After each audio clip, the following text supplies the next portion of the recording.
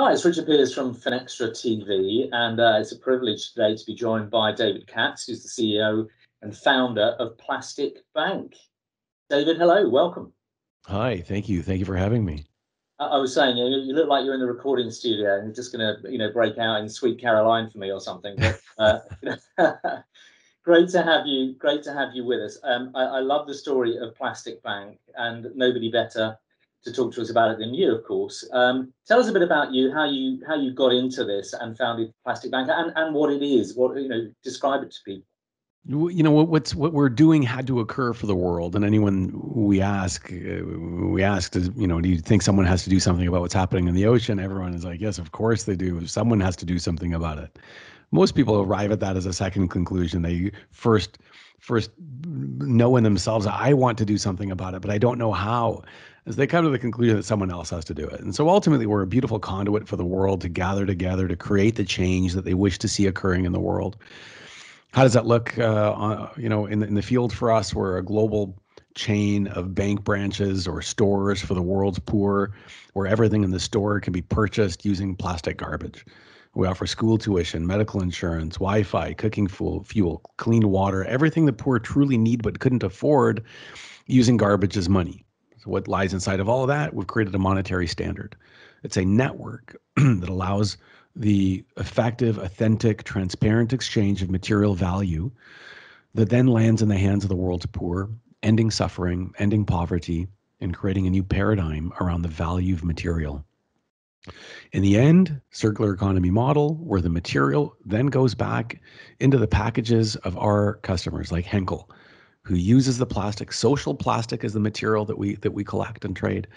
Social plastic goes back into a bottle of, say, Nature Box or something like that, so that when a consumer buys it, they are, in fact, the person that they wish to see in the world. They are, in fact, helping the poor end poverty and keep plastic from entering the ocean. It's just an extraordinary story. And tell us a little bit more about that process of how you bring that the poor to collect the plastic in a way that's not exploitative, but puts it back into the chain, and that the end product is traced through to, as you say, the brand that wants to then promote the fact that they're using, ocean plastic or whatever it may be. More money has to land in the hands of the poor. That's definitely what has to happen. It's not typically what occurs around the world within, waste collection and management.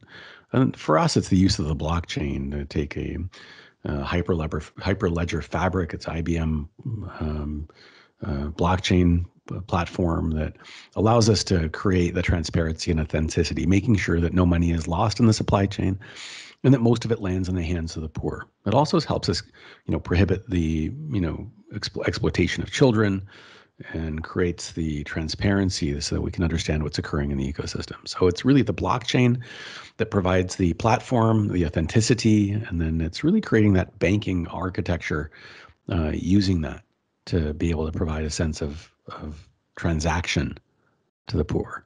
And can you give us a sense of the sort of scale of where you operate, and how much plastic is processed through, or how many poor you've supported? What's your kind of key KPIs in that regard?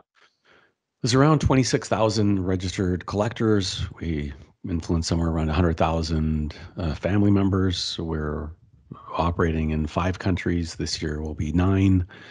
We've collected about 1,500 million bottles, so 1.5 billion bottles. And we put about 40% extra income into the hands of our collector communities. And we have hundreds of schools and hundreds of collection locations that participate in the ecosystem. We're really gig economy model. We're more like Uber for recycling for the developing world. How long has it taken you to get to that stage, David? Had the idea May the 11th, 2013, just been in continuous daily execution since, and it is much more of my own personal journey than the business journey. And the more that I become the CEO of an organization that can change the world, the more the world changes. So it certainly is a, philosophical, spiritual journey to get to where we are. And do you see, in terms of the sort of scale of the work you've been doing, is it exponential? How do you actually, do you see a hockey stick kind of approach here? Where's it going? It needs to be exponential. I mean, the Mm. ocean can't wait. 2030 is around the corner. It's estimated that more plastic in the ocean than fish will occur by then. That's just next week, really. And we need to be in continuous action. Now, a couple of our scalable models are schools, where we teach 6, 7, 8, 9 year olds to teach their parents about environmental stewardship. But more importantly, they teach their parents that they can take the plastic and return it to the school to pay for the school tuition. And then the school benefits, the school makes some money, the family makes some money. And then ultimately, that child learns that environmental stewardship is what helps end poverty. It's one globally scalable model, because every community, no matter where you are in the world or how poor, has a place of education and has a place of faith. One of the programs we've created, our first entry into this faith model and community, is with with a church that encourages the parishioner to not just bring tithing on their day of worship, but to bring their recycling as tithing. Because no matter where you are in the world, you've got a place of community or a place of faith and a place of education. Those are scalable models. And then ultimately, it's about putting that application, that Uber of recycling, into the hands of every family, so that the family looks at the material like money. It's not garbage. It's not thrown in the street. It's not waiting on someone who's picking material. The family, the mother, earns a bank account. She earns financial inclusion, because the more frequently that she collects and returns the material, she actually earns a credit rating. She gets credit worthiness, and she has the ability to then borrow money and name herself as a beneficiary against an insurance policy that she might take on her husband or other things. It's plastic as money. It's a monetary standard.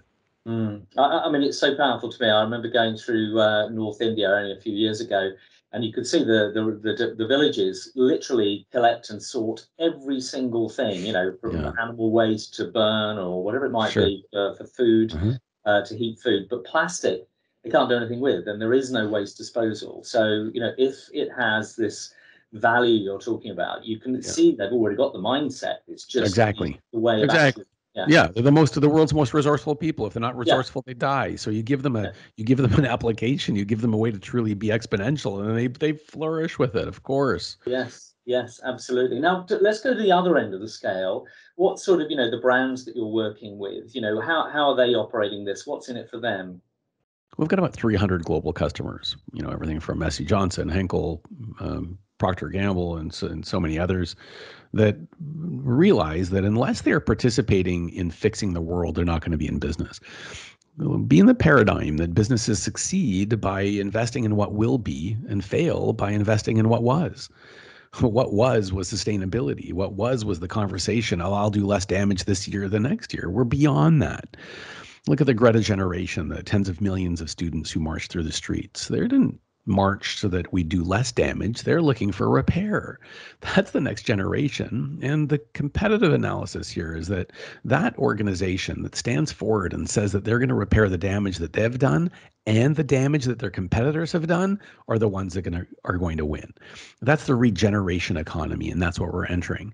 So if the brand isn't exhibiting regeneration, they're open for competition. They're open to be decimated by the two guys in the garage that have heart and passion.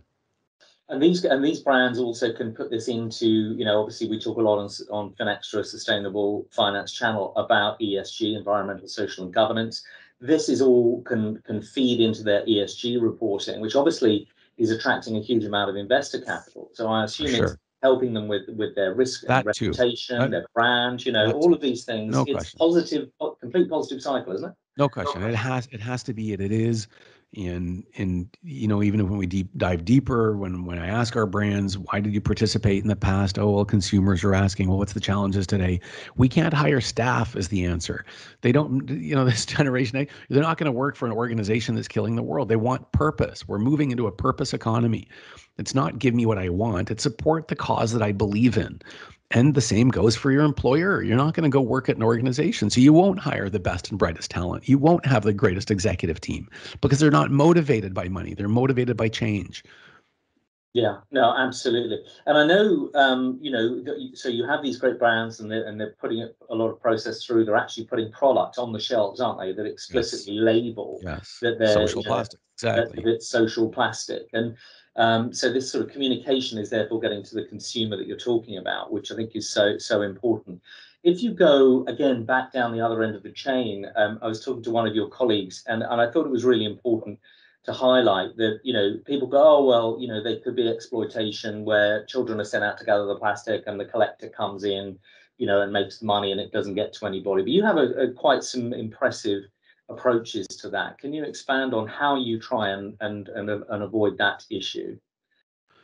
Ask me the question again. I want to make sure I've So, got that right. yeah, I'm talking about the sort of, child exploitation piece where the gangmaster sends the children out to collect the plastic, but you can use facial You pattern know, recognition and well, so there's forth. all kind of set aside all the technology. If we Yeah, look really at the root of it all, yeah. if you really want to get to the nucleus of this, the reason that children are employed is because the parents don't have enough money to eat, and it's the family that typically employs the child.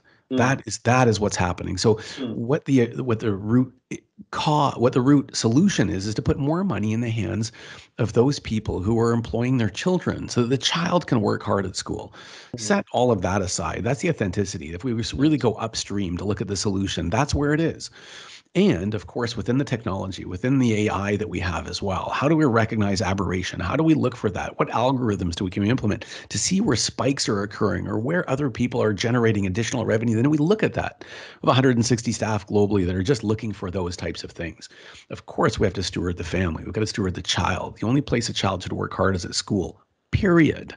mm. And as a father of three, and as having lost a child as well, we can speak out of our authenticity that we are here to steward the family. That's what we're doing. Yeah, that's amazing, and thank you for highlighting that important piece. We can sometimes think technology is a silver bullet, but absolutely you're right to talk to that more important stewardship. There are incentives all the way through the process, which we're moving at speed here. I wanted to go back over those. So Sure. you were talking about microcredits and so forth. Take me through about the sort of the financial incentive Well, I'll mechanism. give you the paradigm. The paradigm is this. If every bottle you ever encountered or every piece of packaging that you saw, and I'll use bottle as a metaphor for all plastic packaging and everything else, if every bottle you saw was £5 or €5 or $5, how many would you see in the waste bin? How many would you see in the ocean? How many would you see in the environment? Would you see any? No, of course not. So two things. Number one, it substantiates that it's not the plastic, it's us. It's not the plastic, it's us. Stop vilifying the material. Look inside and see what's occurring. But inside of that, how might we have every piece of packaging look like it's worth something absolutely extraordinary? And when we get into the incentives, like even cell phone minutes that wasn't available for some people, or Wi-Fi that wasn't available, they would have trouble spending their few pennies to buy data. Well, here's an additional incentive. Very easy to provide data and communications, or life insurance, or illness insurance, or insurance for the school. Like we have a program for the school where the child is insured, his tuition is insured. So if something happens to the parent and the parent has to spend time in hospital or can't work, the school tuition is not interrupted. They don't have to withdraw the child from school. Very, very simple. It's just pennies a month. Super simple to bring your family material to the school to have the insurance so that your child can help the family end poverty. Because if they remain illiterate, the poverty of the family will never leave. So that's a huge incentive. Or for a mother in the Philippines whose husband does high risk work, that if something happens to him and he doesn't get paid his daily labor, they'll be left destitute. So it's an insurance package that allows her to name herself as a beneficiary over her husband. So if something happens, he Mm. can't work, they still have money. There's all kinds of other ways to continue to provide this beautiful incentive. And for us, it's how might we create a universal basic earned income for every single household? If every single household has $3.75 of basic materials from paper and aluminum and paper and everything else that comes into their house, what value could I provide? Because it's really about having every piece of material returned to manufacturing. It's nothing goes to landfill. There is a world without waste. It's not a world without plastic. It's a world without waste because the material is amazing. How do we use that? At 375, can I give you a gig of data? Can I give you an hour of talk time? Can I give you your insurance? Can I give you clean water? Can I give you everything else that you need? For sure. So you're giving back the credits for those services rather than money, which It's obviously, either. It's yeah, both. Cash is right, super important, depends on what they want to do. Some yeah, some of our collectors use it as a secondary income so that they mhm, can actually buy things because they want to be consumers just like you and me. They yeah. also have aspirations to be acknowledged as a customer and things like that. So maybe it's just a secondary income, but at minimum every single household should be able to look to see what's in it for me. Everyone's got a favorite radio station, WIIFM. Everyone's heard of it. It's what's in it for me. So what's in Yeah, it for me? There you go. It's got to be enough of an incentive to have you look at the material differently. absolutely. And where do you see this going? Is it just a question of scaling volume, or do you see, you know, horizontal applications moving into other areas? Tell me where you see this all going. Well, we certainly need to be a globally exponential business model. You know, I take it backwards. I say, like, you know, in 30 years from now, 50 years from now, let's say another generation, another 30 some odd years from now, do we really see society taking all of their materials to the curb where someone comes and picks it up and takes it to the landfill? Or do we see the materials returning to circularity? Of course we see it returning to, that's what we're creating for the world. We just started in areas that are leaching the most amount of material into the environment because that's where we need to be. Mhm. So it's about creating a global economic model that provides a monetary standard for all material resources, that provides the incentive for every piece of household material to be returned to manufacturing. Amazing. How can people get involved? There's lots of people, you know, that across, you know, the whole supply chains, NGOs and bankers, goodness knows who else that might be watching this. I mean, for different audiences, how can they engage with you, David? Well, really, what I want everyone in the world to do is I want you to go into your local store. I want you to go to the retailer and I want you to go ask for the manager in the retail store. And I want you to ask the manager and say, hey, Mr. Manager, can you show me those items that have social plastic in them? Can you show me those items that are recycled material? Can you show me those items that are regenerative? Because they're the ones that listen to you. It's not the big brands. The big brands, they listen to the retailer. So go into the retail store, ask just once. That would change the world on its own. Go let the retailers know that that's what you demand. That's what the world's looking for. Speed it up. That's how you get involved. I don't care if you go to plasticbank.com. I don't care if you do all those things. I don't care all of it. Just go create the demand for the world to change.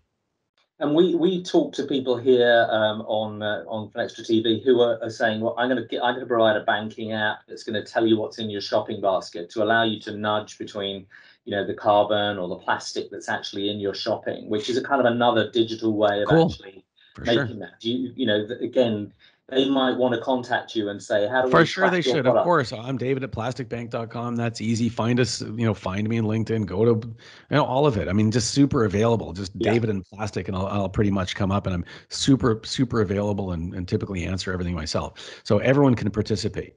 And and then we look for the additional creativity. What other ideas may not be available or might not be in my um seeing so far that could create mm, value. Reach mm, out, participate. The core value of the company is to gather together, to be the conduit for change, for the world to come together to make the change they want to see. So amazing. it's Well, the invitation's up to you. It's about everyone else participating. It's not me doing it. I've just created the conduit for the world to do it. amazing.